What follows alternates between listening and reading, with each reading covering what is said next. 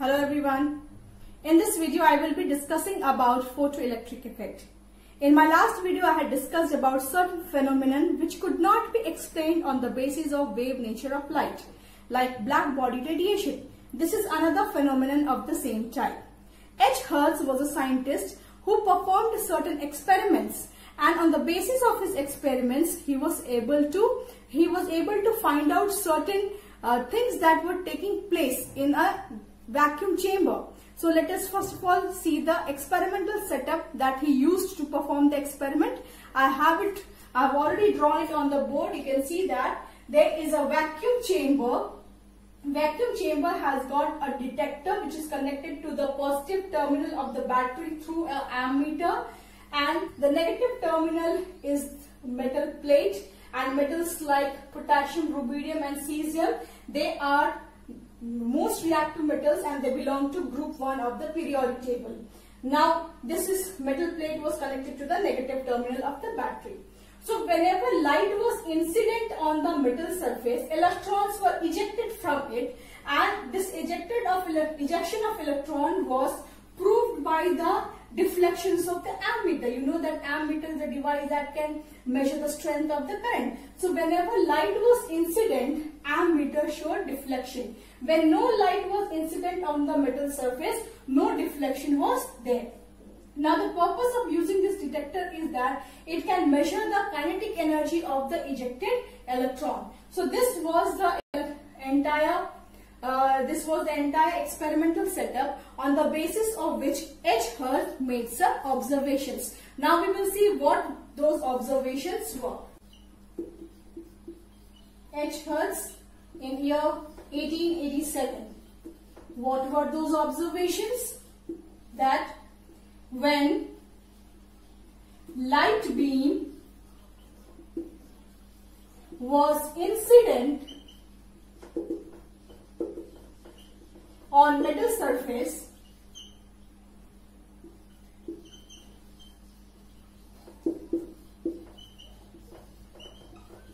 electrons were ejected from it. Second observation was that there was no time lag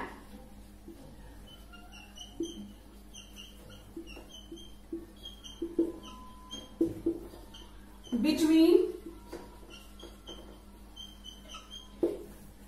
striking of light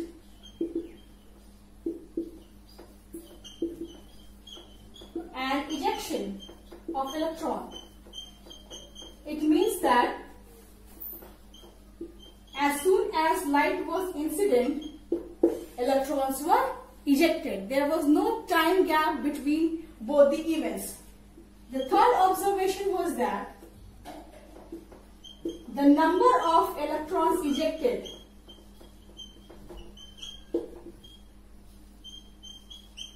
was directly proportional to brightness of light.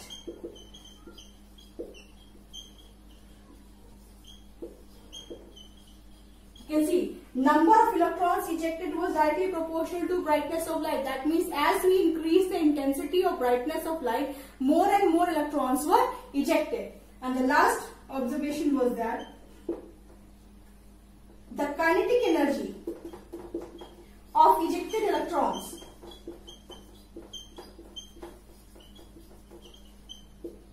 were directly proportional to energy of or frequency of light.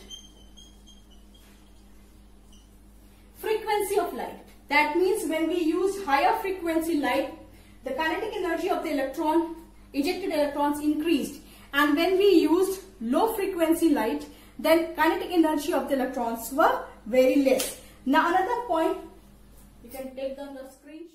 It was also observed that every metal had characteristic frequency or wavelength below which it could not eject electron when light was incident on its metal surface. And this characteristic frequency, the characteristic frequency frequency that can eject an electron from metal surface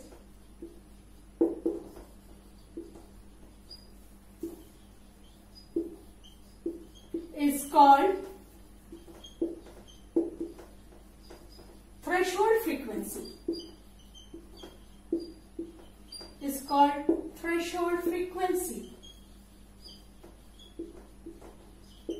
And this, every metal has a unique threshold frequency below which whatever the brightness of light or intensity of light be, which is incident of the metal surface, ejection of electron cannot take place.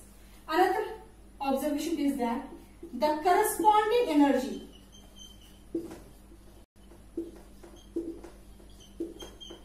is called work function. So what is work function? Work function is the minimum energy of light that can cause ejection of electron from the metal surface. And what is threshold frequency? Threshold frequency is the minimum frequency that can cause ejection of electron from the metal surface. So frequency is known as threshold frequency, and the corresponding energy of threshold frequency is known as work function. So both these, threshold frequency and work function, are characteristic of a metal, and below their values, ejection of electron will not take place. Another observation, as I told you, that now that cannot be explained on the basis of classical physics is number of electrons ejected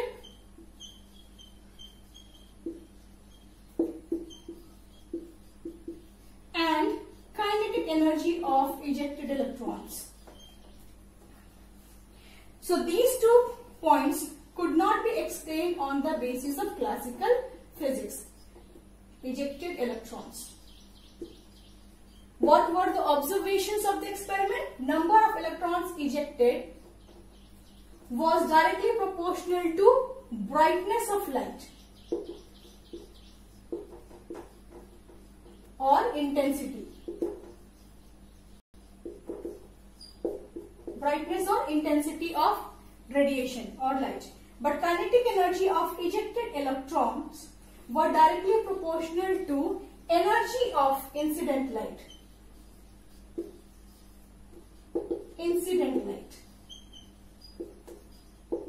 Why this phenomenon could not be explained on the basis of classical physics?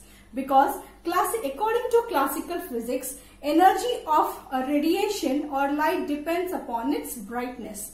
So higher the brightness, more the brightness or intensity, more is the energy of the radiation. So if that is true, then both this phenomenon must be directly proportional to the brightness or intensity of incident light. But though the first part was true, second could not be explained.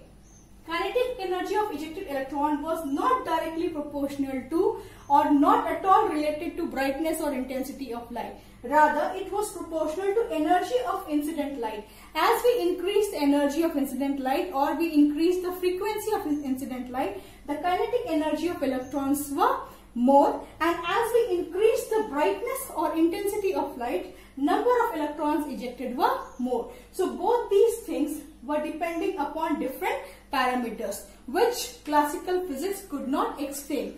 Now a question might be coming to your mind that why am I talking about classical physics in all my chemistry classes? This is so because all branches of science are correlated. You will be studying about chemistry in biology. There is some biology present in chemistry, and here you can see that even physics is involved in chemistry. So no branch of science is pure and separate from each other, but they are correlated. So wave nature of light or classical physics cannot explain the phenomenon of photoelectric effect. Then came Einstein, you know, the well-known scientist Albert Einstein. He gave an explanation to this phenomenon on the basis of Planck's quantum theory. And how did he do that? What was Planck's quantum theory? Planck said that energy of radiation is not continuous but is available in discrete value. So whenever we talk about discrete value of anything, that means we are talking about quantization. So Max Planck said that energy of radiation was quantized. So, and he also said that energy of radiation is not available continuously but is available in small packets called photon. Now I'm going to explain to you that how Einstein provided an explanation to photoelectric effect on the basis of quantization of energy. So come to this part. Number of electrons ejected were directly proportional to brightness of light. Now consider Planck's quantum theory. He said that energy is available in small packets of energy called photon. So don't you think that when we increase the brightness or intensity of light, number of photons carrying a particular amount of energy increases. So when number of photons increases, each photon will transfer its energy to the electrons, and so the number of electrons ejected will increase. Now try to understand this fact.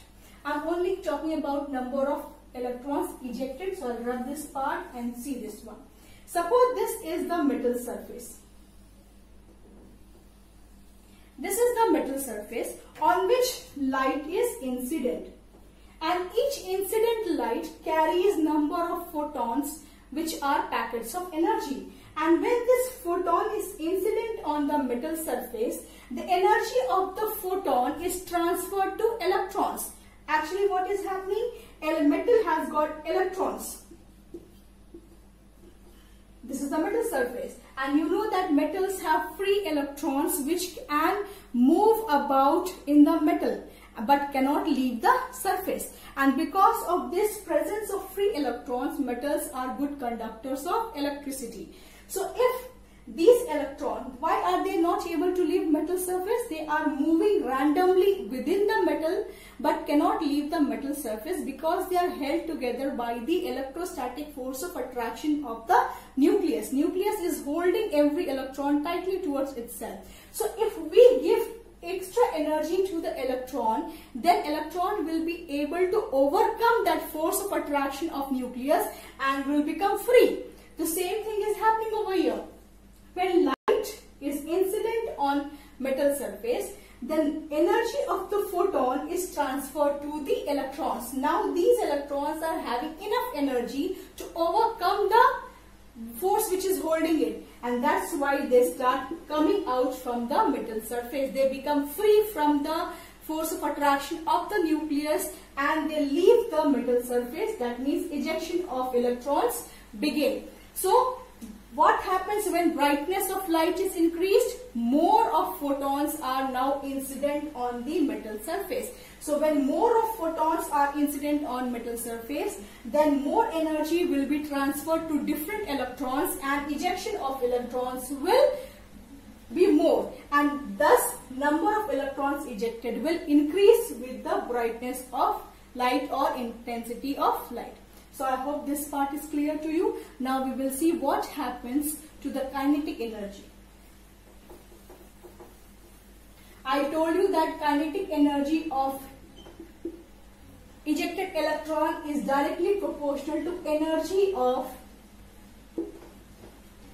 radiation. Energy of radiation which is directly proportional to frequency of radiation. So energy of radiation depends upon frequency. That means when we increase the frequency of incident light, kinetic energy of ejected electron should increase. And yes, this happens. Now how did Einstein explain this part? Radiation of higher energy is incident on the metal surface. A part of energy is absorbed and it is utilized to take out the electron from the metal. That means it is used in knocking off the electron from the metal surface, and the remaining part of energy is transferred to it in the form of kinetic energy. So these electrons will have more of kinetic energy now. So you can see over here, suppose this is the energy of the incident light or radiation. A part of it is used in knocking off electron, and the remaining part of the energy is transferred to it in the form of kinetic energy. So this is the relationship. Now in just few seconds before, I told you that this is what it is, work function, and it is the minimum energy that can eject an electron from the metal surface. So this part h nu naught is the work function, which is the minimum energy, and nu naught is the threshold frequency. So when you write down this relationship, it becomes h nu is equal to h nu naught plus kinetic energy, or h nu is equal to h nu naught plus half mv square, where v is the velocity of ejected electron, m is the mass of electron, nu naught is the threshold frequency, h nu naught is the work function, and h nu is the energy of incident radiation. So this was the relationship which was given by Albert Einstein, and he had been awarded Nobel Prize for this explanation on the basis of Max Planck's quantum theory. So, quantization of energy. So can you just see this one? Everyone, I hope this part is clear to you. So can we explain it on the basis of wave nature of light? No, we cannot explain photoelectric effect on the basis of wave nature of light. It can only be explained on the basis of particle nature of light. So there was a dilemma in between scientists. Some were considering light to behave as wave, others were considering light to have particle nature. So on the basis of these phenomena, interference, diffraction, black body radiation, photoelectric effect, atomic spectra, it was considered that light will behave in both the ways.